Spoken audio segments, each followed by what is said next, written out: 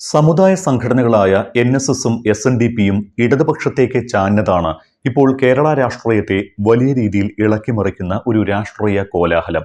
ആഗോള അയ്യപ്പ സംഗമത്തോടെ ഇരു സംഘടനകളും പരസ്യമായി തന്നെ എൽ.ഡി.എഫ് സർക്കാരിനെയും മുഖ്യമന്ത്രി പിണറായി വിജയനെയും അനുകൂലിച്ച് ഒപ്പം നിൽക്കുന്ന സ്ഥിതിവിശേഷമുണ്ടായി. ഇത്രയും കാലം സമദൂര നിലപാട് പറഞ്ഞു നടന്ന എൻ.എസ്.എസ് ഇപ്പോൾ ഏത് ദൂര നിലപാടാണ് സ്വീകരിക്കുന്നത് എന്ന ചർച്ചകൾ ഉയർന്നിട്ടുണ്ട്.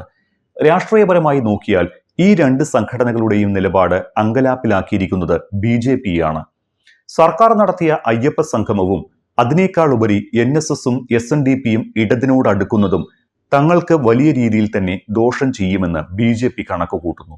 വരാനിരിക്കുന്ന തദ്ദേശ നിയമസഭാ തെരഞ്ഞെടുപ്പുകളിൽ കണ്ണുനട്ടിരുന്ന ബി.ജെ.പിക്ക് ഈ സംഘടനകളുടെ മനംമാറ്റം ഗുണത്തേക്കാളേറെ ദോഷം ചെയ്യുമെന്നാണ് കണക്കുകൂട്ടൽ.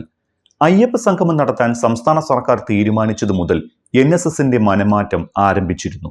ഒരു കാലത്ത്, അതായത് ശബരിമലയിൽ സ്ത്രീകളെ പ്രവേശിപ്പിക്കണമെന്ന് സംസ്ഥാന സർക്കാർ നിലപാടെടുത്ത സമയത്ത് 2018 സർക്കാരിനെ അതിരൂക്ഷമായ രീതിയിൽ ആക്രമിക്കുകയും പ്രതിരോധിക്കുകയും ചെയ്തത് എൻ.എസ്.എസ് ആയിരുന്നു എന്നോർക്കണം.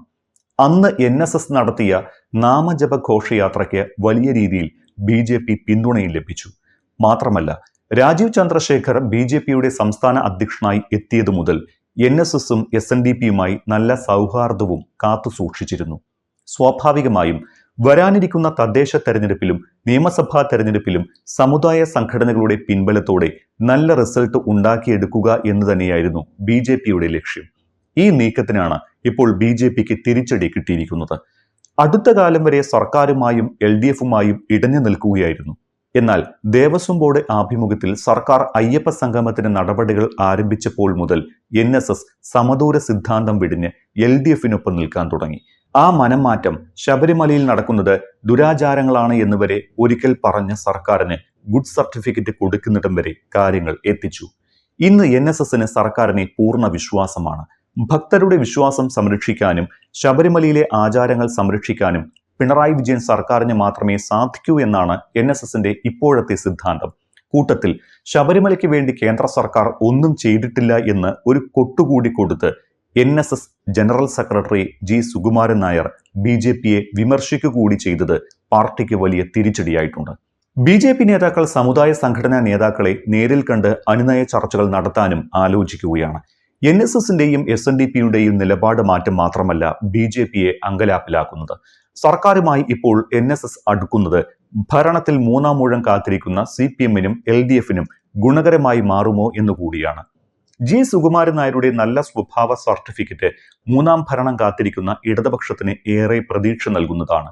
അതുകൊണ്ട് തന്നെ ഏത് വിധേനയും എൻ.എസ്.എസിനെ അനുനയിപ്പിച്ച് കൂടെ നിർത്താനുള്ള ശ്രമങ്ങളായിരിക്കും ബി.ജെ.പി നടത്തുക. അടുത്ത ദിവസത്തെ നേതൃയോഗത്തിന് പിന്നാലെ നേതാക്കൾ സുകുമാരൻ നായരെ കണ്ട് ചർച്ച നടത്താനും ആലോചിക്കുന്നുണ്ട്. രാജീവ് ചന്ദ്രശേഖർ അടക്കമുള്ളവർ സുകുമാരൻ നായരുമായും വെള്ളാപ്പള്ളി നടേശനുമായും ആലോചനകൾ നടത്താൻ ശ്രമിക്കുന്നുണ്ട്. പ്രത്യേകിച്ച് വരുന്ന തദ്ദേശ തെരഞ്ഞെടുപ്പിൽ മികച്ച മുന്നേറ്റം കേരളത്തിൽ ഉണ്ടാക്കാൻ സാധിക്കുമെന്ന് ബി.ജെ.പി കണക്കുകൂട്ടുന്ന ഈ ഘട്ടത്തിൽ സമുദായ സംഘടനകളുടെ അകന്നുപോക്ക് ബി.ജെ.പിക്ക് തിരിച്ചടിയാകും. അധികാരത്തിലിരിക്കുന്ന സി.പി.എമ്മിന്റെ സർക്കാരിന് യുവതികളെ പ്രവേശിപ്പിക്കാനാണ് എങ്കിൽ മുൻപും ആയിക്കൂടായിരുന്നോ എന്നാണ് സുകുമാരൻ നായരുടെ ചോദ്യം. അത് അവർ ചെയ്തില്ലല്ലോ എന്ന് സുകുമാരൻ നായർ ചോദിക്കുന്നത് സി.പി.എമ്മിനും മുഖ്യമന്ത്രിക്കുമുള്ള ഗുഡ് സർട്ടിഫിക്കറ്റ് ആണ്. 2018 നാമജപ ഘോഷയാത്രയിൽ നിന്ന് ഇന്നത്തെ എൻ.എസ്.എസിന്റെ സിദ്ധാന്തത്തിലേക്കുള്ള നയമാറ്റം ഒരു സുപ്രഭാതത്തിൽ പൊടുന്നനെ ഉണ്ടായതല്ല. അങ്ങനെ ഒരു മനംമാറ്റത്തിലേക്ക് എൻ.എസ്.എസ് എത്തിയത് സി.പി.എമ്മും സർക്കാരും ഏറെക്കാലമായി നടത്തിവന്ന ചില ആസൂത്രിത ശ്രമങ്ങളുടെ പരിണിത ഫലമാണ്. അതായത് ആഗോള അയ്യപ്പ സംഗമം കഴിഞ്ഞതിന് പിന്നാലെ പെട്ടെന്നുണ്ടായ മാനസാന്തരമല്ല ഇതെന്ന് സാരം. എൻ.എസ്.എസിന് പരിഗണന നൽകുന്ന ചില ഇടപെടലുകൾ സർക്കാരിന്റെയും മുഖ്യമന്ത്രിയുടെയും ഭാഗത്തുനിന്ന് ഉണ്ടാവുകയും ചെയ്തു. ഒന്നാം പിണറായി സർക്കാരിന്റെ കാലത്ത് ശബരിമല യുവതീ പ്രവേശന വിവാദം കഴിഞ്ഞ ശേഷം നടന്ന വട്ടിയൂർക്കാവ് ഉപതെരഞ്ഞെടുപ്പിൽ പ്രത്യക്ഷമായിട്ടില്ലെങ്കിലും എൽ.ഡി.എഫുമായി ഏറ്റുമുട്ടിയത് എൻ.എസ്.എസ് ആയിരുന്നു. എൻ.എസ്.എസിന് ഏറെ സ്വാധീനമുള്ള മണ്ഡലമായിരുന്നു വട്ടിയൂർക്കാവ്. അവിടെ എൻ.എസ്.എസ് തീരുമാനം പരാജയപ്പെട്ടു. വട്ടിയൂർക്കാവിലെ വിജയം സി.പി.എമ്മിനും സർക്കാരിനും പുതിയ അനുഭവ പാഠമായി. സാമുദായിക സംഘടനകളുടെ തീരുമാനത്തെ മറികടക്കാൻ രാഷ്ട്രീയ നിലപാടിന് കഴിയുമെന്ന പാഠം ആ ഉപതെരഞ്ഞെടുപ്പിലൂടെ സർക്കാരും സി.പി.എമ്മും മനസ്സിലാക്കി. സമുദായ സംഘടനകൾ രാഷ്ട്രീയ നിലപാടെടുക്കുമ്പോൾ അതിനെ പരസ്യമായി ചോദ്യം ചെയ്ത് സമുദായാംഗങ്ങളെ കൂടെ നിർത്തുക എന്നതാണ് സി.പി.എം സ്വീകരിച്ച രീതി. അത് കഴിഞ്ഞ ലോക്സഭാ തെരഞ്ഞെടുപ്പിൽ പരാജയമുണ്ടായപ്പോൾ എസ്.എൻ.ഡി.പിയുടെ കാര്യത്തിലും സ്വീകരിച്ചിരുന്നു. പക്ഷേ 2026 CPM-നും LDF-നും അത്ര നിസ്സാരമായ ഒരു വർഷമല്ല. മൂന്നാം ഭരണമുണ്ടായാൽ അതൊരു ചരിത്രമാകും.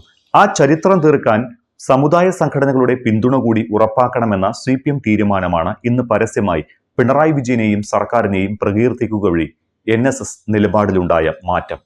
സുകുമാരൻ നായരുമായി നല്ല ബന്ധം സൂക്ഷിക്കുന്ന മന്ത്രി VN വാസവനെ മുൻനിർത്തി പിണറായി വിജയൻ നടത്തിയ നയതന്ത്ര ഇടപെടലാണ് ഇപ്പോഴത്തെ സാഹചര്യത്തിന് വഴിയൊരുക്കിയത് എന്നും പറയാം. കേരള കോൺഗ്രസ് മാണി ഗ്രൂപ്പിനെ ഇടതുപാളയത്തിലെത്തിക്കാൻ വാസവൻ കാണിച്ച അതേ മിടുക്കാണ് ഇവിടെയും ഉണ്ടായത്. ഒപ്പം NSS-നെ ഇണക്കാനുള്ള നടപടി സർക്കാരിൽ നിന്നും മുഖ്യമന്ത്രിയിൽ നിന്നുകൂടി ഉണ്ടായതോടെ തങ്ങളുടെ സമദൂര സിദ്ധാന്തം ഉപേക്ഷിക്കാൻ NSS തീരുമാനിച്ചു. എന്നാൽ ഇത് NSS-നുള്ളിൽ മറ്റൊരു ധ്രുവീകരണത്തിന് വഴിയൊരുക്കുന്നുണ്ട്.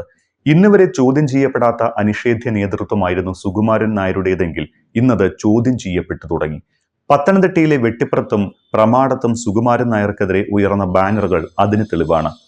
കുടുംബകാര്യത്തിന് വേണ്ടി ഭക്തരെ പിന്നിൽ നിന്ന് കുത്തിയ കട്ടപ്പ എന്നാണ് ഫ്ലെക്സ് ബോർഡിൽ എഴുതിയിട്ടുള്ളത്.